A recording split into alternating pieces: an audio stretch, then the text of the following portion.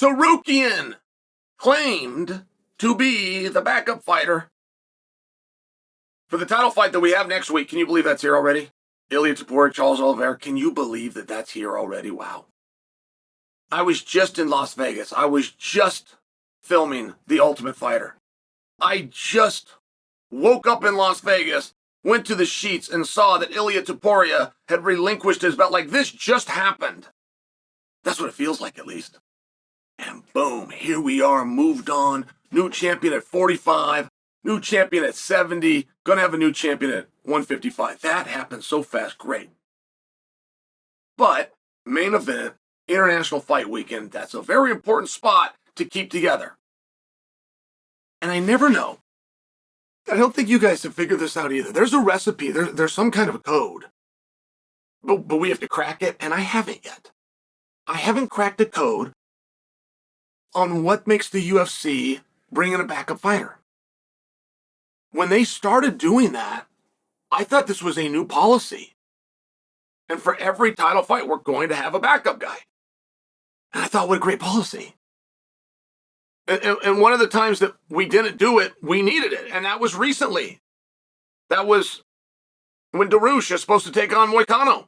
And we had to break that fight up to find a 55-pounder that we could move into the main event to take on Islam because we didn't have a backup guy. Cost us a fight that we really wanted to see. Benny versus Moicano. Okay. Just sharing for you that nobody needs an insurance policy until you need the policy. It's a very good thing to have and a very good thing to have in place. I like the backup fighter. I also think it's a coveted spot. I think the backup fighter should do interviews. I think the backup fighter should be part of the marketing and part of the press leading into a fight. The UFC does not agree with me. They keep him very quiet. Sometimes they don't even tell you who he is. Kamaru Usman, Colby Covington, Part 2. I was at the weigh-ins when Luque walked through the curtain and got on the scale, and we're all looking around going, what is he doing here? I mean, sometimes they literally don't even tell, so that they so strongly disagree with me that it's actually the opposite. But I'm telling you, I like it. I like the idea of it. I like the protection that it provides. I like the storyline. I like the guy that gets in the front row. I like that he generally becomes the number one contender and the champion knows it. And right there in the ring with Joe Rogan can point to him, call him in if he wants to, have a face-off as long as it's organic. I like it. Tsarukyan claimed it's him. And it was tough to know what Tsarukyan meant by the words that he used. He said, I'm the backup fighter. I know what a backup fighter is. But there was something within the context of the interview when Tsarukyan was actually being quoted here that made it sound as though that meant, in his mind, if anything happens, I'm the one that goes in. And that's not the same as being the backup fighter. The backup fighter is that's actually a legal position. There's actually a contract that is signed. There is a financial participation whether you get in the ring or not. Like, that in and of itself is a job. There is licensing requirements. There is a team, and there is training that takes place. There is a flight and travel. You're treated just like one of the fighters. So it's not the same to say, well, that's the guy that we would go to. Would that, in theory, by definition, make him a backup fighter? No, you've got to understand, that isn't just a term that we've coined in the industry. That is a legal term, backup fighter. Okay. But it got looked into. And multiple sources, and now I'm quoting a source. A source quoted the term, multiple sources have confirmed that he is, in fact, the backup fighter. And you know, that feels right to me. I was plenty on board with the whole Tsarukyan missed weight and therefore we're going to punish him in some way. He's going to be put in a purgatory. He cannot be the number one contender. He cannot fight for the title next. I was all on board with that, and I got it to a degree, and so did you guys. And I could stick with that position as long as nobody asked me why. I don't know. I don't know why.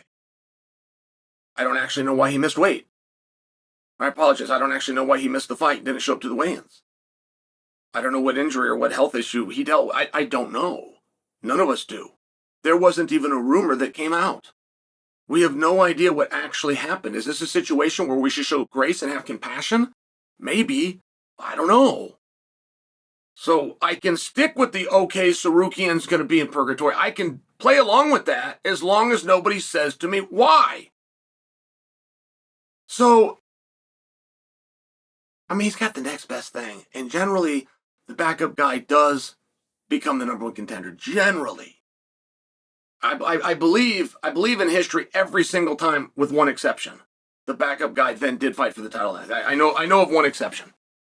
So, that sounds right to me. Tsarukyan was the guy. That does sound right to me. And it also sounds wrong to me to say Tsarukyan and Paddy the Baddy together now. But it does beg a question.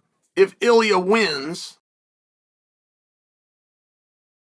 is there any point in putting anyone against Ilya other than Paddy the Baddy? That's who Ilya wants. I mean, it would seem as though the champion's opinion would matter. It would seem as though if Ilya wins and he's right there in the ring, right before we fade to black and roll the credits, and the last idea that he gives us, much like Izzy Adesanya does every single time, is that he wants to fight that guy right there, Paddy the Baddy, who will be in attendance. It seems like a very hard thing, right? You can't really unfry that egg and go, well, yeah, I sure like the idea, but we got this, Tsarukyan's waiting over here, and we're going to bring him in, and one of them's going to have to wait. I don't know which one that's going to be. But I do not love the idea of Tsarukyan versus the Paddy the Baddy now.